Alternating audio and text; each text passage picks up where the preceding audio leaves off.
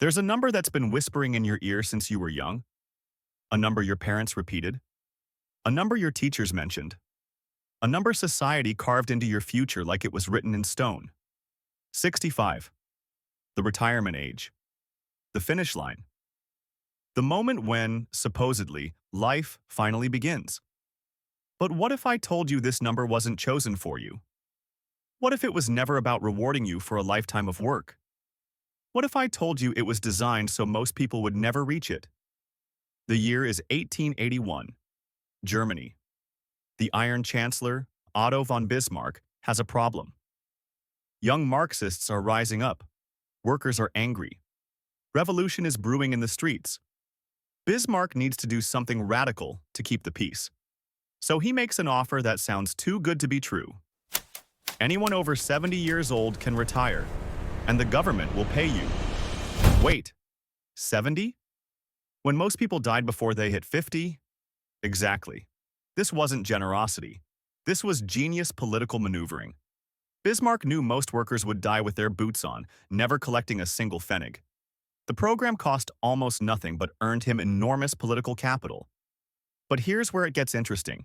In 1916, Germany lowered the retirement age to 65, still beyond what most people could hope to achieve, but now, just barely possible. Then the rest of the world copied the trick. America adopted 65 in 1935 with Social Security. Britain followed. Then France, Australia, Canada. Country after country chose the same number. Not because science said 65 was the right age. Not because research showed humans should work until 65. They chose it because Germany proved it worked, politically and financially. Here's what they don't want you to realize. You're allowed to retire at any age. The government doesn't force you to work until 65. Your employer can't either. But watch what happens when you try to plan for anything different.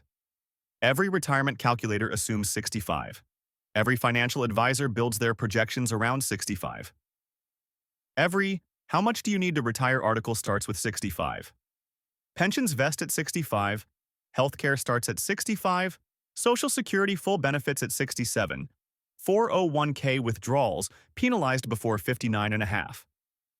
Everything is programming your mind to accept the number. The infrastructure traps you more effectively than any law ever could. That's not an accident. That's the same trick Bismarck used in 1881. Make it technically optional, but design every system to make it practically inevitable. Most people will work until 65 because that's what everyone does. They'll follow a script written in 1881. But now you know. You've seen the trick. So here's the real question. What happens when you change the number? To 50? To 45? To whatever you choose? Here's what nobody tells you.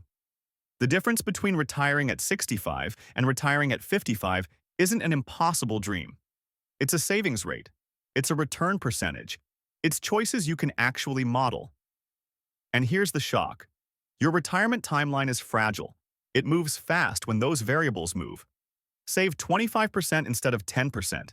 And in many cases, you can buy back years. Get your money working at 8% instead of 6%. And again, in many cases, you can buy back more years. The math isn't magic. It's just been hidden from you. So do this. Pick your number. Run the calculation. See what it actually takes. Not because some guru told you to, because once you see this as variables, not destiny, everything changes. And you will realize the number was never for you. But the next one can be.